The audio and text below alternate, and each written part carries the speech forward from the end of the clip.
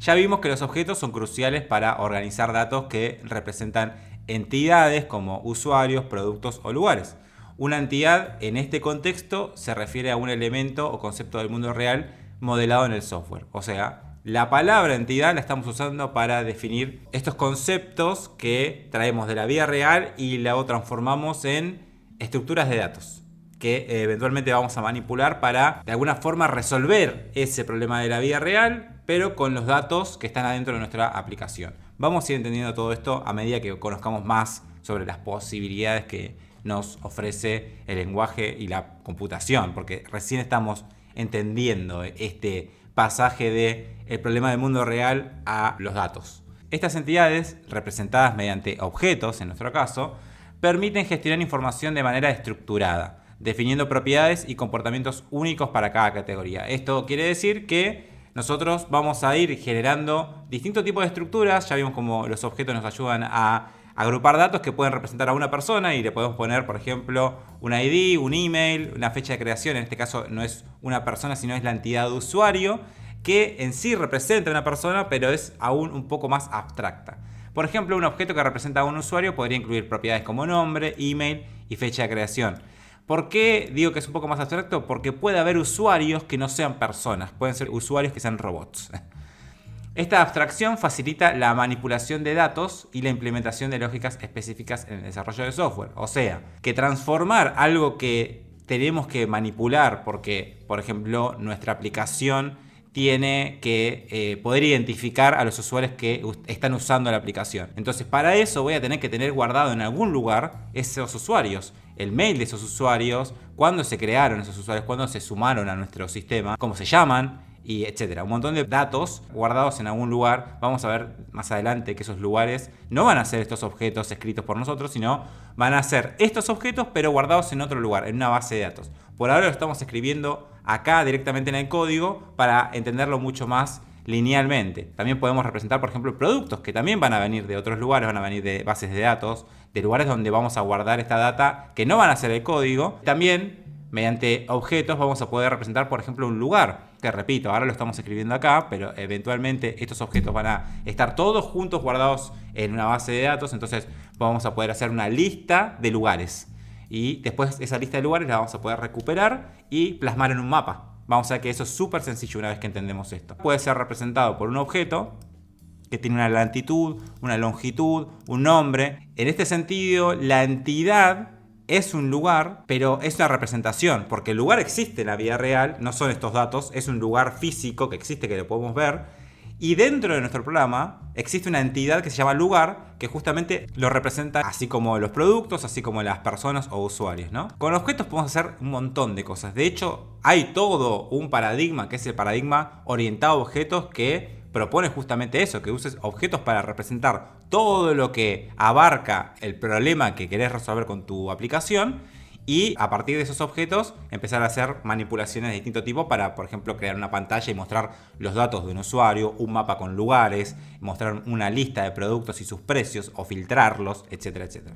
¿Qué sucede si tenemos que organizar una lista de datos en un orden determinado? ¿Qué pasa si queremos guardar una lista con los nombres de nuestras películas favoritas?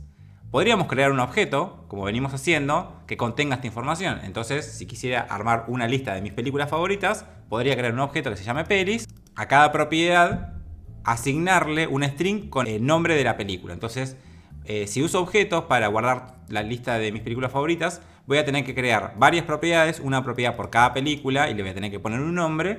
Y a cada propiedad le voy a poder asignar, en este caso, un string. Y después voy a poder hacer uso de esos strings, obviamente, como venimos haciendo. Entonces voy a poder decir pelis.titanic y de esta forma mostrar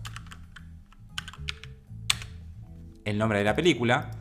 Entonces, de esta forma puedo guardar una lista de películas, pero vamos a anotar rápidamente, y si no anotamos rápidamente es porque todavía no conocemos que hay una forma mejor, que esta no es la forma más cómoda de hacer esto. Porque si bien esto es válido, tenemos un problema que es que vamos a tener que nombrar a cada propiedad, ¿no? Y en este caso particular, por eso nos estamos alejando un poquito de los objetos, no necesitamos estos nombres. Solamente queremos guardar una lista de strings. No queremos guardar una lista de strings y además asociarle un nombre específico. Si lo queremos cuando estamos representando a un lugar, por ejemplo. Si queremos que un objeto lugar tenga una propiedad de latitud y longitud y nombre, y que todos los objetos que sean del tipo lugar, que lo vamos a ver más adelante, sobre todo en el nivel 1, que vamos a ver programación orientada a objetos, queremos que todos los objetos del tipo lugar sean iguales. Ahora, yo acá no estoy guardando o no estoy representando una entidad específica, sino que quiero más bien guardar una lista de cosas. Si tuviésemos solo objetos, solo podríamos usar propiedades y tendríamos que nombrar estas propiedades. No es gravísimo que tengamos que inventar nombres de propiedades para cada elemento, pero se puede hacer un poco mejor. Podemos evitarnos escribir estos nombres de propiedad y solamente guardar strings en una caja de datos, como venimos haciendo con los objetos, pero un poco más simple. ¿Y qué pasa si quiero manipular una serie de pasos de una receta de cocina, por ejemplo? Necesito guardar esta información en un orden específico. Los objetos no ordenan sus propiedades en ningún orden en particular, ya que cuando los accedemos, lo hacemos por su nombre y no hay nada que nos indique cuál viene primero y cuál viene después. Más allá de que los escribamos en un orden, a las propiedades, no hay nada que nos indique cuál es el primer paso, salvo nuestra memoria. Entonces, acá escribí un objeto con una serie de pasos que conforman una receta, ¿no? Voy a copiar este código y me lo voy a llevar a VS Code. Van a ver que las líneas que son muy largas, el editor por defecto va a... No es que genera dos líneas, sino que es la misma línea que continúa, y para que pueda seguir viendo lo que sigue por acá, lo pasa a una línea imaginaria. Esta línea de acá no es la línea 3, sigue siendo la línea 2, solo que Visual Studio Code, en vez de imprimirla detrás de esto, porque hay una opción para que no lo haga, para que siga de largo y no lo rapee.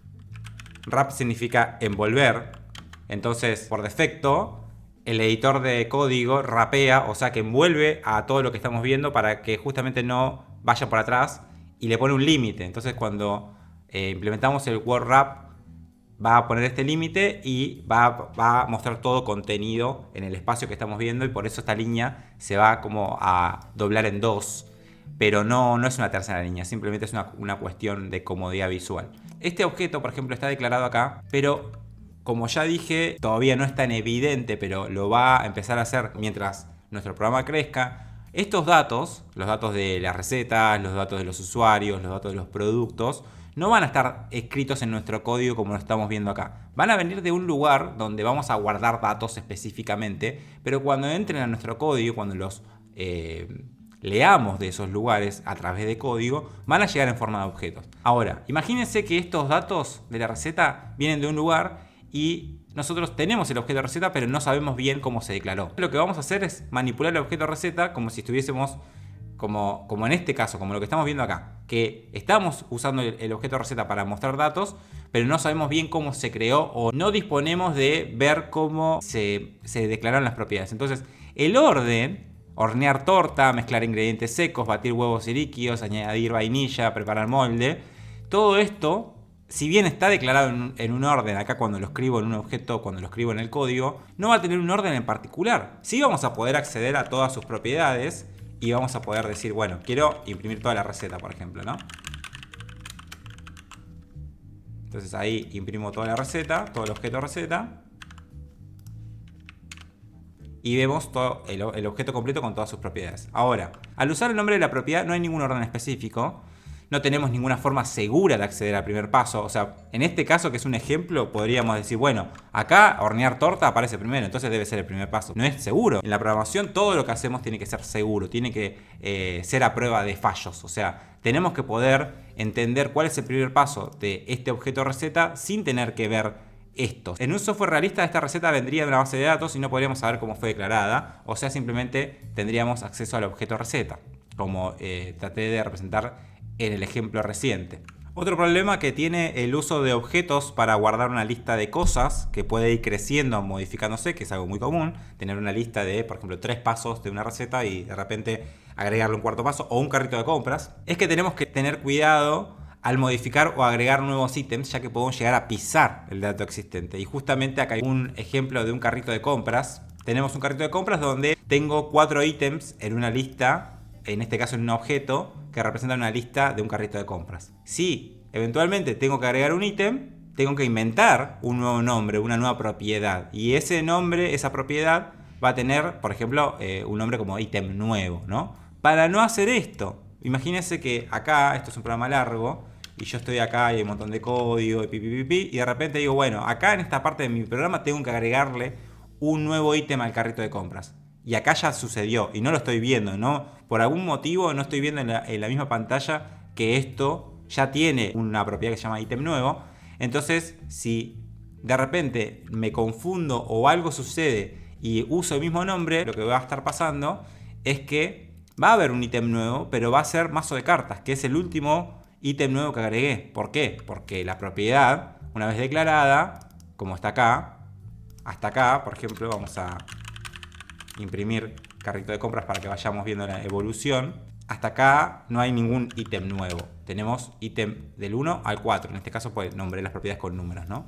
Después de ítem nuevo, en la línea 9, tenemos sí un ítem nuevo que es un iPhone 13, que es parte del ejemplo. Y después de esta otra línea, donde estoy a propósito usando el mismo nombre y mostrándoles que puede pasar que por error usen el mismo nombre y le traten de meter algo nuevo a esta lista.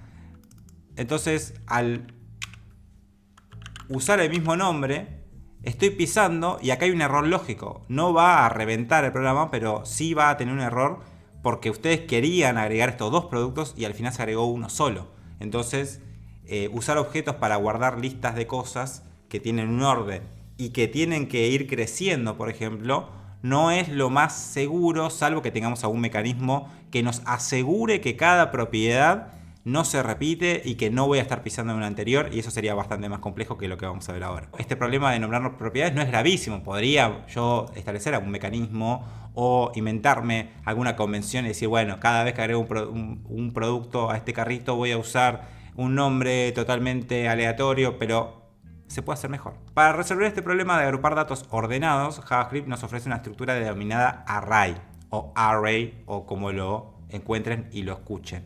Los arrays son un tipo de objeto especial que nos permite almacenar datos de manera ordenada, y a diferencia de otros objetos, porque sigue siendo un objeto, no necesitamos asignar un nombre único a cada elemento individual. Y acá tenemos un ejemplo muy sencillo. Vamos a rápidamente ejecutar esto y a ver de qué se trata. En este caso entonces tengo un array, y ahora vamos a detenernos en su sintaxis, que así como los objetos, se declara usando en este caso corchetes, que es justamente el símbolo que identifica a los arrays, y le va a decir a esta constante, carrito de compras, que quiero guardar adentro de esta array 4 strings. Simplemente inicio el array con un corchete y después escribo un string, coma, otro string, coma, otro string, coma, otro string. Y listo. No tengo que ponerles nombre, no tengo que ponerles nada. Entonces, este tipo de objeto que es array se declara usando corchetes y se lee usando corchetes. Entonces, cuando preguntemos el type of de un array nos va a devolver object, porque esto sigue siendo un object. Ya sabemos que no existen otros tipos de datos que no sean o los primitivos u object. Y para acceder a cualquiera de estos datos que está dentro de carrito de compras, no vamos a usar un nombre de propiedad como veníamos haciendo, sino que vamos a usar la sintaxis de los corchetes, que ya la usamos en los objetos. Pero en este caso, adentro de los corchetes, cuando nos refiramos al array, no vamos a poner un nombre de propiedad, porque no tenemos nombres. Vamos a poner el número de orden, el número de índice, y van a empezar en el 0. Entonces, cuando diga carrito de compras, corchetes 0, corchetes, o sea, carrito de compras en la posición 0, así se lee. En este caso vamos a estar diciendo remera negra, que es el primer ítem de nuestro carrito de compras. Previo a esto, imprimí el type of de carrito de compras para mostrarle que es object. Entonces, si acá, en vez de carrito de compras, en la posición 0, le digo en la posición 1, voy a estar viendo zapas deportivas. Y así puedo ir recorriendo mi array. Entonces, esta es una forma segura de acceder a los ítems en el orden en que yo los guardé, porque fíjense que se guardaron en la forma en que yo los escribí, y les voy a poder acceder usando el número de orden, empezando desde el 0, el número de índice. Los elementos de un array se enumeran secuencialmente, o sea, cuando creo el array con ítems, y después vamos a ver que se le pueden agregar más, lo que estoy haciendo es acomodando en esta caja, que es parecida a un objeto literal, acomodando dentro de esta caja datos en un orden específico. Entonces, como los guardé en un orden, los puedo acceder en un orden, y esto es súper útil. La palabra array se refiere a un arreglo o un arrangement, vienen de ese origen, y significa colección ordenada de elementos o datos. Es como una organización de elementos en un orden específico. Un array es un tipo de objeto que también se puede declarar de forma literal, o sea, simplemente asignando un array a su identificador. Vamos a ver más adelante que hay otras formas de generar arrays. Podemos declarar un array de forma literal, o sea, simplemente diciendo const o let, depende si voy a pisar todo el array o no. La declaración de constantes o de variables usando let, en el caso de el identificador que apunta al objeto o al array en este caso, que también es un objeto, no habla de que todos los elementos de adentro sean constantes, sino que habla de que este identificador va a ser constante. O sea que al identificar lista de cosas no le voy a poder asignar otra cosa. Sí voy a poder modificar todo lo que está adentro, pero no voy a poder modificar lista de cosas. Entonces tiene un string, otro string, un number y un boolean. Y fíjense que el typeof de esto nuevamente va a ser object. Y esta constante, como es una constante, no la voy a poder modificar. Y si le quiero poner, no sé, quiero pisar lista de cosas con un true, me va a decir que no puedo asignarle a una constante otro valor. Y si quisiera asignarle otro array, también un array con un boolean y otro boolean, por ejemplo, tampoco podría. Simplemente porque lo declaré como constante. Si esto lo declaro como variable, voy a poder hacer lo que quiera, ¿no? Así como lo hacemos con los strings o como con cualquier otro tipo de dato. En este caso entonces son 4 datos que van a ser, cuando imprima un array, al igual que los objetos, voy a ver el array completo, van a ser un string, otro string, un number y un boolean. Entonces si le digo lista de cosas en la posición 0, voy a estar hablando de manzana. De nuevo, repito, esto empieza desde el 0, entonces esto es el 0, el segundo elemento es la posición 1 y el tercer elemento es la posición 2. Porque como arranca desde el 0, todo está corrido un lugar respecto a lo que nosotros usamos en el día a día para definir elementos de una lista. Nosotros siempre empezamos desde el 1, pero cuando nos referimos al número de índice tenemos que decir la primera cosa está en la posición 0, la segunda cosa está en la posición 1 y así. Los arrays, al igual que los objetos, permiten agrupar datos y estos datos pueden ser de cualquier tipo. La gran diferencia es que al declarar un array no necesitamos asignarle un nombre a cada miembro del conjunto. Como ya vimos, simplemente los declaramos y le ponemos una coma y listo. Después los accedemos por el número de orden. Simplemente agrupamos valores entre los corchetes y los separamos por comas. Acá tenemos otro array de películas. Entonces acá podemos decir, bueno, quiero ver todo el array de pelis. Y ya tengo una lista de películas, mi lista de películas favorita. Y si quiero entrar a la primera película, simplemente le digo, quiero entrar a pelis en la posición 0. Y después esto lo voy a poder usar como quiera. Lo voy a poder guardar en otra constante, mi primera peli fab. Y voy a poder guardar el valor acá. Y hacer algo con eso, mostrarlo. Armar un cartelito que diga, mi primera peli favorita es... imprimir esa constante y así. Si bien no le asignamos nombres a cada ítem dentro del array, cada dato dentro de esta estructura estará vinculado al número de índice dentro del array. Comenzando por el 0, como ya dijimos, vamos a poder usar el número que le corresponda para poder acceder a ese dato que necesitemos. Esto lo repito varias veces porque cuesta lo del 0, cuesta lo de ¿qué es esto del array? Cuesta, al principio cuesta, pero estos son los fundamentos y lo voy a decir muchas veces. Los fundamentos son todas novedades, son todas cosas que no vemos en nuestro cotidiano, pero una vez que hacemos el esfuerzo de entrar en estos conceptos, todo lo demás es muy similar a esto. O sea, las bases de la computación es lo que estamos viendo ahora y vamos a ver cómo este tipo de ideas se van a repetir en otros lugares y vamos a ver otro tipo de cosas como arrays, que son listas de cosas. Pero el básico, el fundamental, el concepto más sencillo de entender ahora es un array. Y si bien cuesta, vamos a tomarnos el tiempo necesario para poder ver muchos ejemplos y repetir lo importante, ¿no? En este caso, lo importante es que cada dato que declaramos dentro de un array literal, que es esto que estamos haciendo con los corchetes, recuerden que podemos construir, como vimos en la clase de objetos, estos arrays a partir de otras cosas como funciones, constructores, pero son cositas más avanzadas. Ahora nos vamos a quedar con esto, que es la versión más sencilla. Vamos a ver después cómo son esas formas más avanzadas, pero no dejan de generar arrays. O sea, siempre vamos a obtener un array que vamos a poder navegar con los corchetes y todo igual. Acá estamos viendo la forma más fácil de crear un array. Tenemos una lista, en este caso tiene un texto, un número y un boolean, para mostrarles que se puede guardar cualquier cosa, simplemente lo tenemos que separar por una coma y declarar el dato directamente sin ningún nombre y usando los corchetes, ¿no? Tenemos un array de países al azar, donde primero está Argentina, segundo está Francia y tercero está Croacia por algún motivo. Y si imprimimos estos países y le ponemos un cartelito, vamos a ver que primero Argentina, segundo Francia, tercero, ya bueno, los demás. Utilizando el número de índice vamos a poder leer y también escribir datos en el array, así como los objetos, porque si lo leen de alguna forma o si lo llegaron a entender, esto es un objeto que estamos accediendo a través de corchetes con su número de índice, pero son muy parecidos a los objetos. Si bien no estamos nombrando a cada ítem, son simplemente datos que están adentro de este contenedor, de esta caja de datos, no dejan de ser una caja de datos en la que estamos guardando cosas para recuperar esas cosas que guardamos. Entonces, estos índices van a ser una especie de nombres de propiedades que se ponen automáticamente y son números. Después vamos a entender por qué es clave que sea un número y no sea un string, porque vamos a entender que hay estructuras que ya nos dejan navegar, por ejemplo, una lista y nos dejan recorrer todos los ítems dentro de esa lista. ¿Para qué? Para buscar un ítem, por ejemplo, buscar dentro de una lista de objetos que son productos, buscar el más barato, o buscar uno que se llame como el texto que puse en un buscador. Entonces lo que voy a hacer es recorrer una lista, un array de productos y voy a buscar el más barato o el que se llame como lo que estoy buscando, etc. Si utilizamos el índice de un ítem existente vamos a poder modificarlo y si nos referimos a una posición inexistente estaremos creando un nuevo ítem. Igual que hacíamos con los objetos. Simplemente usamos estos números para acceder a datos que están adentro, pero en este caso, por ejemplo, tengo un carrito de compras que tiene 3 ítems. Y acá voy a imprimir la lista de compras inicial. Voy a comentar todo lo que está abajo para empezar a ver cómo progresa este array.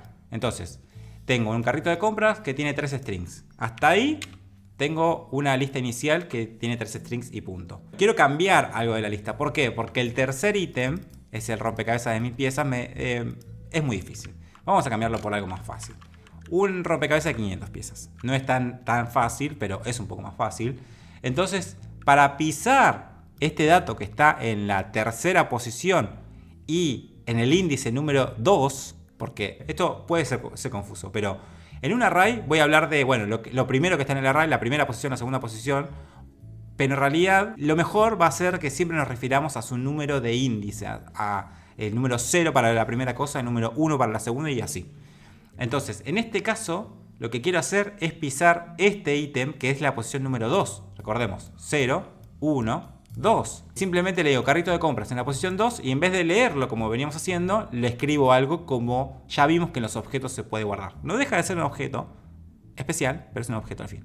Entonces, carrito de compras en la posición 2 igual a rompecabezas de 500 piezas. Y acá imprimimos lista actualizada y volvemos a imprimir el mismo array. En la línea 7, este array tenía estos 3 ítems.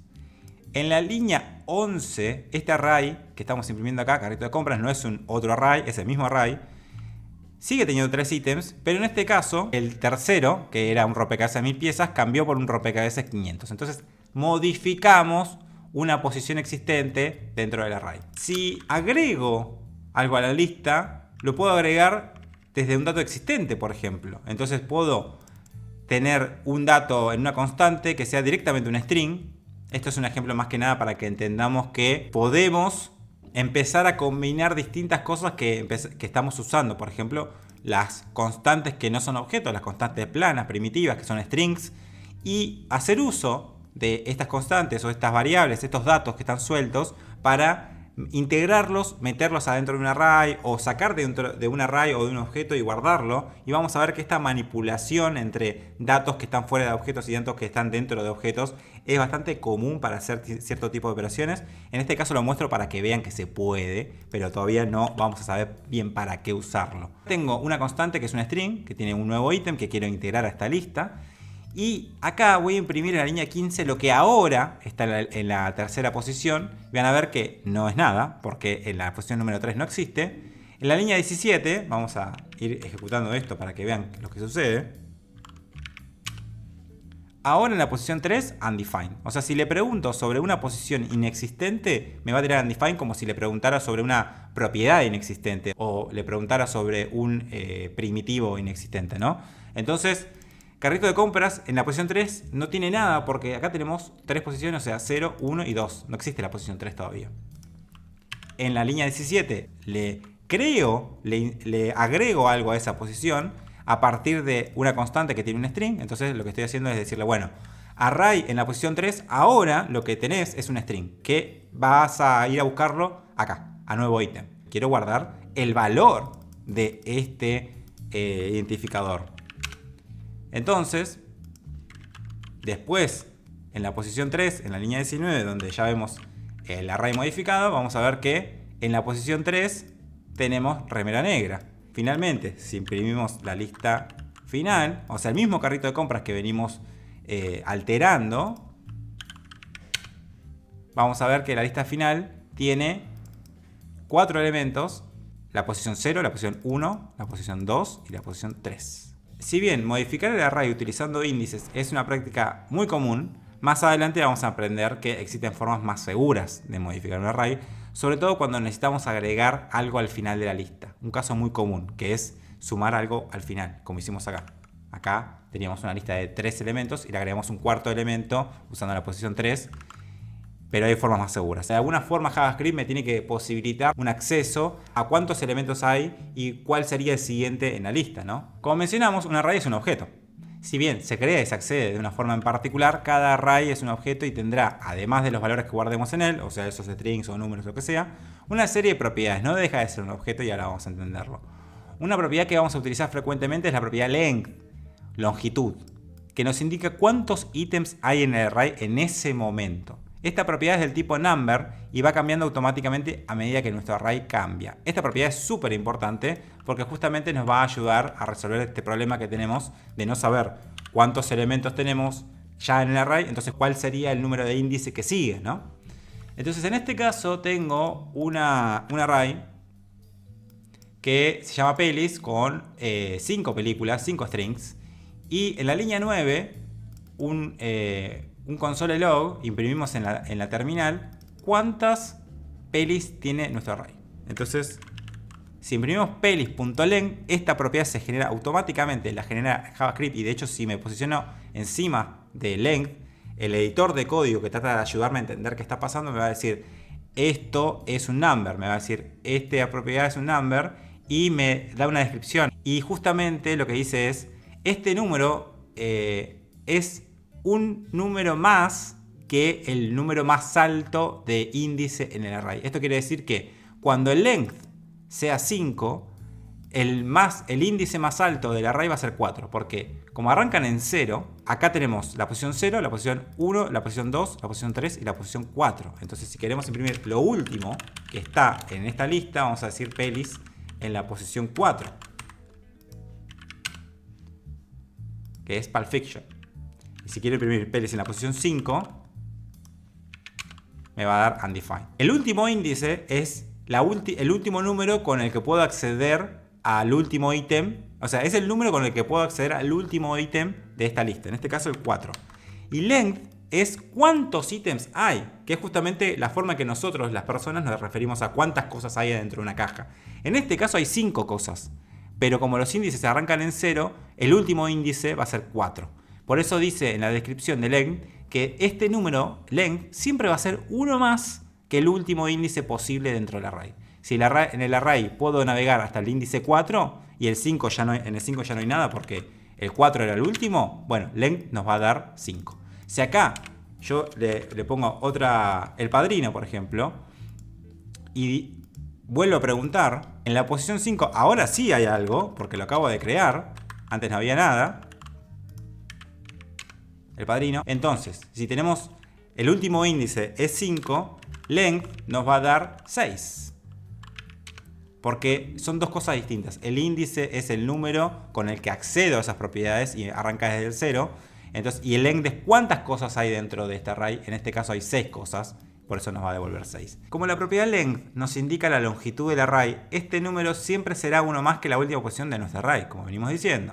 Vamos a ir viendo paso por paso este ejemplo de código, este algoritmo, que les recomiendo que lo vean varias veces porque la primera vez quizás resulte un poco confuso. Hay que jugar un poco, hay que meter cosas dentro de la raíz, hay que sacar cosas, hay que jugar para entender bien de qué se trata. Nada se va a romper, así que jueguen con todo esto, traten de crear estructuras fuera de los ejemplos. Si bien hay muchos ejercicios, traten de jugar para familiarizarse un poco con qué se permite, qué no, y entender los conceptos. De todas formas hay muchos ejercicios para que justamente tengan ese contacto. En este caso tenemos una constante que se llama Peli, que tiene 3 strings: Titanic, Jurassic Park y Matrix. Entonces la longitud va a ser 3, pues tenemos 3 elementos. Vamos a poder ingresar a estos elementos a través del índice 0, 1 y 2. La longitud es 3 y en la posición 0 tenemos Titanic, Jurassic Park y Matrix. Ahora, si quisiera acceder a la posición 3, vamos a ver que no hay nada. Como dijimos, esto describe cuántos elementos hay y por ende podemos usar esto para crear nuevos elementos en nuestra array de forma segura. Nuevamente quería mostrarles que acá no hay nada, hay una undefined. Entonces podemos usar el length para sumar cosas al array. En este caso lo voy a hacer en 2 pasos para que lo vean y lo veamos despacio. Primero, voy a guardar en esta constante que se llama longitud de array en este momento, para que quede bien claro que es, en la línea 9, el valor de pelis.length. O sea, una vez que guardo pelis.length en esta constante, ya está, la puedo usar para lo que quiera. Entonces, pelis.length, en este caso, como bien dijimos, es 3. Acá voy a estar guardando un 3, porque hay 3 elementos. Y si uso ese número, que siempre es uno más que el último índice, para decirle al array, bueno, quiero que ahora guardes dentro de tu índice, en este caso 3, esta nueva película que se llama Forrest Gump, lo que voy a estar haciendo es sumar 1 al final. Entonces, como el length siempre va a ser uno más que el último índice, lo puedo usar para justamente meter algo al final de la lista. En este caso, esto es equivalente a decirle 3, porque acá pelis.length vale 3. Si imprimimos la nueva longitud, el nuevo length, vamos a ver que dice length después de primera modificación, pelis.length en este caso. Vamos a ver que ahora, al haberle metido un nuevo dato, el length ya no es 3, sino que es 4. Y cuando imprimo el array, tengo 4 strings: Titanic, Jurassic Park, Matrix y Forrest Gump. Si vuelvo a usar pelis.length para crear una nueva posición, en este caso vamos a poner otra película, El Padrino, ya que estábamos, voy a seguir sumando cosas. Ahora, en este caso, lo que les quiero mostrar es que estoy usando directamente pelis.length. Ya no lo guardo en una variable intermedia. Directamente podría decir array en la posición array.length, que siempre va a ser inexistente, porque como vimos acá, una vez que modificamos el array y le agregamos algo nuevo, el length, que es esto que estamos imprimiendo acá, se modificó, ya no es 3, es 4. Ahora que el length cambió a 4, si lo uso para señalarle una posición del array pelis, le voy a estar señalando una posición que no existe, justo la siguiente a la última existente. Y ahora, si hago pelis.length, al final vamos a ver que cantidad de pelis final es 5 y vamos a tener una lista de pelis con 5 strings. Es un poco complicado, pero acá realmente se entiende por qué la estructura del array y el uso de length y que sea un objeto es conveniente, y que no tenga nombres es conveniente, y que pueda guardar cosas en una lista ordenada es conveniente. Obviamente todavía no se entiende del todo cómo se usa y en qué casos o cómo construimos software con esto, ¿no? Lo importante acá es entender más que nada la diferencia entre el objeto, el que venimos usando para contener información, que representa a cosas puntuales, y el array, que más bien agrupa datos de forma ordenada y no le importan mucho los nombres de las cosas que están adentro. Sino más bien dice, bueno, vos dame datos que yo lo voy a guardar en un orden y después lo vas a acceder en ese orden que vos los declaraste. Esto nos empieza a dar esa pauta que tal vez ya empezamos a notar, pero quizás cuesta un poco concientizarse en esto, que es cómo las líneas de código en realidad están marcando un viaje, ¿no? Cómo es una línea de tiempo. Por eso se denomina muchas veces script, como guión, porque esto le va diciendo a la computadora qué es lo que tiene que hacer, y cuando le damos una orden, por ejemplo, dame el length de este array, dame cuántos elementos hay en este array, le estamos diciendo, andá a la memoria RAM y buscá ese número que tenías guardado que me informa de la cantidad de elementos que hay en este array. Ahora, cuando le digo crea una nueva constante, le estoy diciendo, bueno, en la memoria RAM crea un dato nuevo que se llama longitud de array en este momento y guardale lo que sea que valga pelis.len. En este caso valía 3. Así que este dato se guardó en la memoria de RAM con 3. Y así lo que estoy haciendo línea por línea es o leyendo la memoria RAM o guardando, generando un nuevo dato en la memoria RAM. El array en sí es una caja que contiene datos que están guardados en la memoria RAM, pero los objetos representan cosas más abstractas y conjuntos de cosas. Entonces, en este caso un array no es tanto el array en sí, sino el conjunto de los elementos que están adentro, y todo esto no deja de ser agrupar datos de formas creativas, de formas cómodas para crear software cada vez más complejo, ¿no? Al igual que otros objetos, podemos crear un array sin ningún ítem inicial e ir agregando cosas a medida que transcurre nuestro programa. En este ejemplo les muestro que tenemos un array vacío y se imprime lista de cosas y lista de cosas.len. Entonces, si comentamos todo esto de acá abajo, lo que vamos a ver es un array vacío, simplemente dos corchetes representando el array vacío y un 0, ¿no? No hay nada adentro. Lista de cosas en la posición 0 es igual a true, y ahora tengo un nuevo elemento. Si acá, después de modificar, imprimo también el length,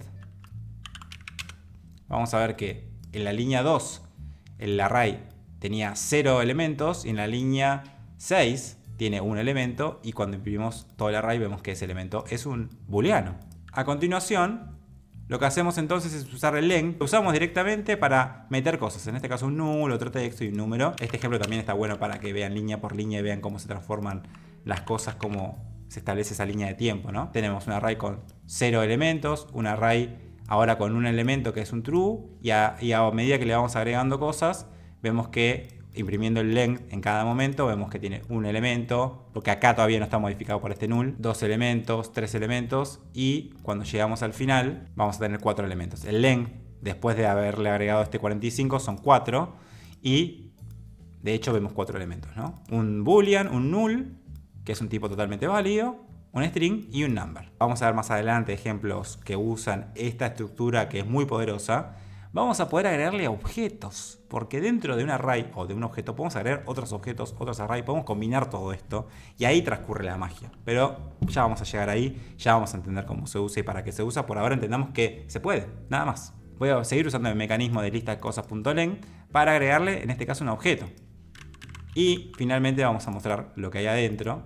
Y acá vemos que en la versión final tenemos un objeto, un array con un boolean, un null, un texto, un number y un objeto. Entonces vamos a poder acceder a todos los ítems usando el número de índice como lo venimos haciendo. Y acá al final imprime lo que está en la posición 0. Puedo imprimir lo que está en la posición 1, que es null, que es esto de acá. Una posición en particular. Vamos a poner. Si le digo la posición 2, un texto. Le digo la 3.